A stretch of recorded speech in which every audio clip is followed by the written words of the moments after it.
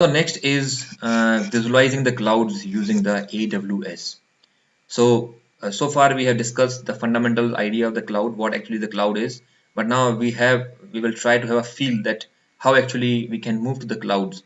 So there are different providers are there. So the very popular is the Amazon web services are there, which are providing you cloud services. So we'll just have a look at how the Amazon is doing in this market and how we can make use of this Amazon to experience the cloud.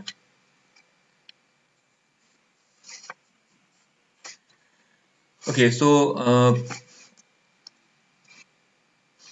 Amazon Web Services is basically it's a collection of remote services. As you can see in the figure, we have defined the entire thing into some reasons. So let us just go through some technical terms that we often use when we talk about AWS. So we talk about the regions. So AWS is actually offering services globally, and these regions are basically geographical regions. These are the areas where these services are actually available. So the entire availability is a global, but they have divided these global areas into a region. So we have 9 regions so far with the AWS. Each region is wholly contained within a single country, and all of its data are service uh, means all of its data and the service stays in a designated regions. So region is basically referring to any country. Each region will then further have a multiple availability zones, which are actually a data centers providing these AWS services. And then these availability zones are actually isolated from each other, and they are further used for providing data redundancy, and they will also used for minimizing the latency. Then if you want to experience with the cloud computing, so this is a very fantastic feature of AWS. There is no need to pay initially. So if any business or organization want to move to the cloud, they can just create their account, that is called a free tier account, and all these services that you see on the screen, these are the different features that makes your business very secure, fast, durable, reliable.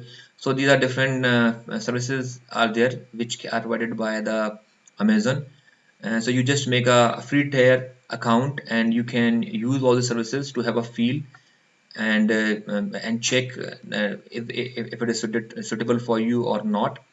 And also, but the limit is that you cannot use all the services, but most of the services are provided for free for 1 year.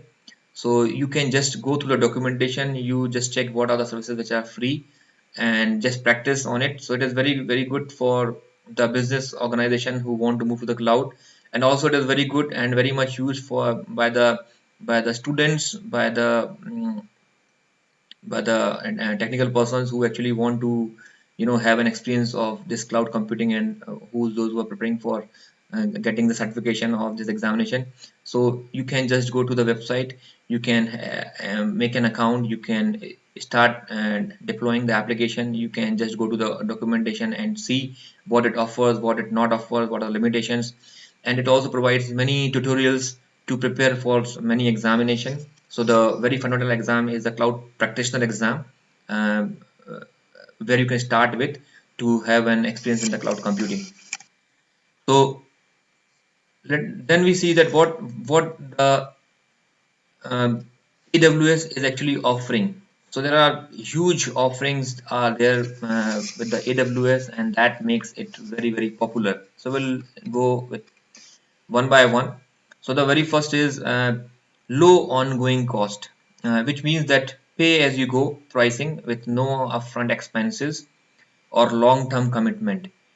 So if you want to start a business, normally if we don't have a cloud kind of environment, then you have to first acquire all the resources. You need to have all this kind of hardware with you, software with you before you start. So you have a kind of uh, good amount of upfront expenses will be required. But with the cloud, this is one benefit. There is no need to worry about all these things. Then the next is instant elasticity, uh, elasticity and flexible capacity. That means it provides you the scaling up and down kind of options.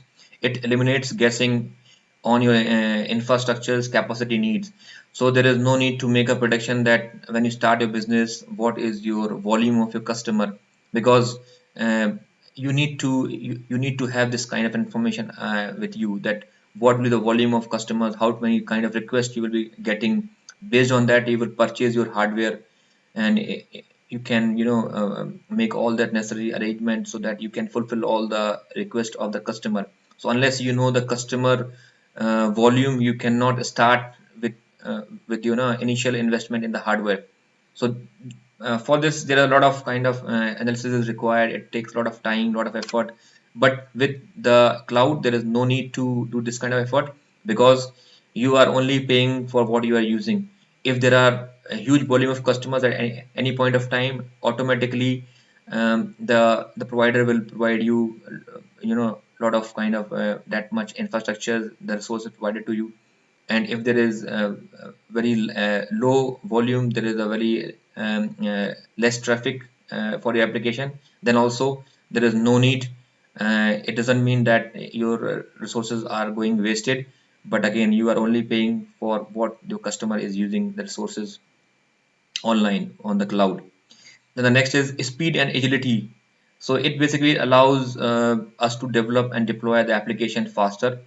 So instead of waiting weeks or month for hardware to arrive and get installed, so immediately if you start your business, and normally if you want to start your business, you have to first analyze what is the requirement of the hardware and software, how to develop the infrastructure, and then you have to place the request, and you need to wait to acquire all these equipment before you start your business. But here, the event and the moment you decided to go, you do just initial analysis, and then you can immediately start your business on the clouds. So it provides agility. It will provide you the speed up of your business.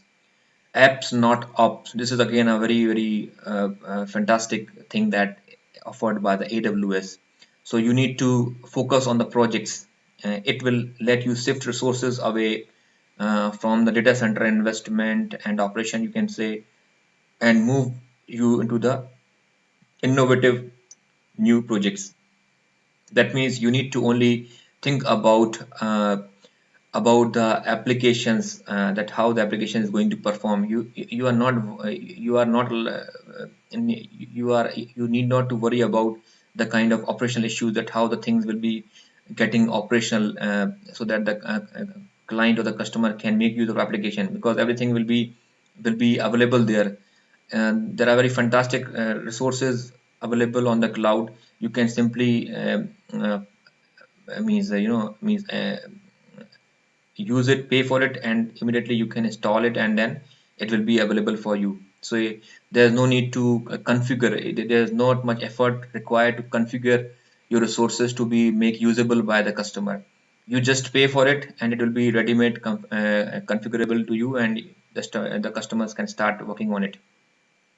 Global reach, take your apps global in minutes. So because as we have seen that the entire Amazon is spread over globally, all over the world. We have regions all over there. So once you are a part of this cloud, actually your business becomes global. You are visible around the world.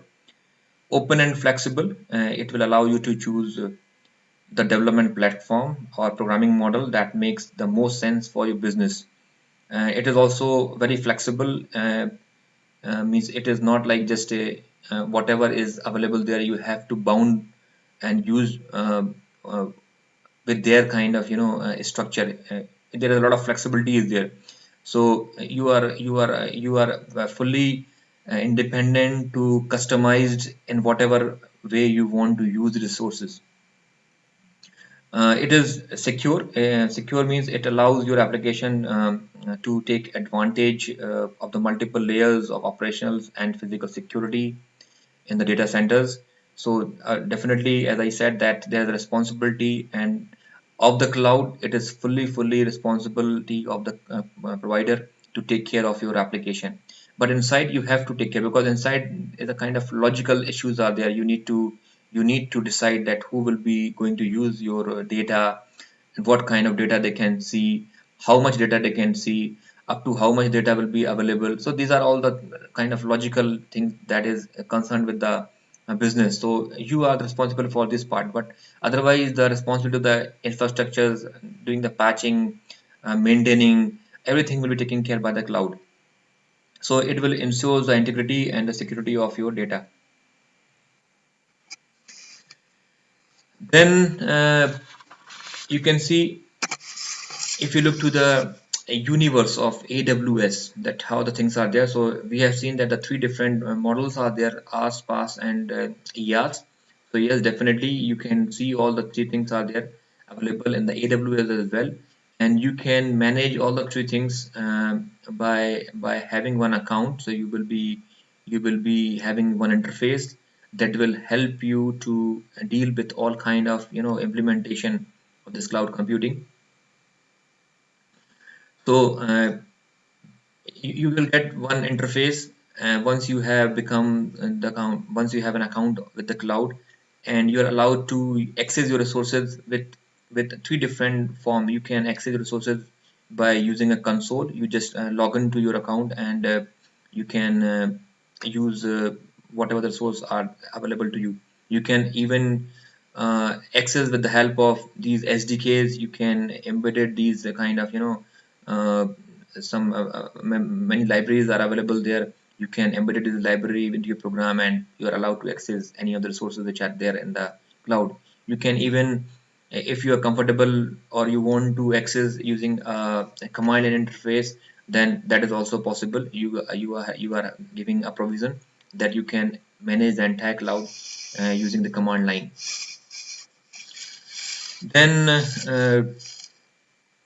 if you talk about the services which are coming into the infrastructure services, then we have EC2 is there, we have VPC is there, we have S3 is there, EBS is there. Now EC2 is somewhat like a server. So it's a server, and which is very easy to deploy. So this is a server on the cloud. Then we have BPC is a kind of a scenario where you can make your virtual network. You can manage the entire network, and you can make subnets into it. Then you can assign resources into it, and you can fully control. It's very very flexible. S3 is a kind of storage that is provided in the cloud by the AWS, and it is very very efficient, very cheap, and very much durable. EBS is also a kind of different kind of storage which is there with the cloud. So this basically session is just to give you a basic idea about the different terminology that is available with the AWS. So you need to know at this point of time that when you talk about the infrastructure service, then EC2, VPC, S3, EBS are the some services which are there with the AWS. Similarly, when we talk about the platform, then we have Elastic Map Reducer there, that is basically deal with the huge data or kind of data warehousing kind of things that are taken care by this Elastic Map Reduce. We have RDS. RDS is for handling the relational database. We have a DynamoDB, which is actually for non-relational or NoSQL kind of structure. Data will be handled by this. Elastic Beanstalk is again very very interesting services provided by the AWS, which is basically provides a kind of services to maintain your application on the web very efficiently and securely. If you talk about the cross-service features, then AWS is one thing. Then we have CloudWatch. CloudWatch is again very very useful. It will be keep on monitoring about all the resources uh, which are actually there. So it will make a report that who is going to access the resource, and is there any patching is required in the resources or not. So it's a kind of monitoring things are happening. It will make an audit report. So at any point of time you are able to see that who have accessed your resources, how much time they have accessed, what actually they did with the resources. So this is all possible with the CloudWatch.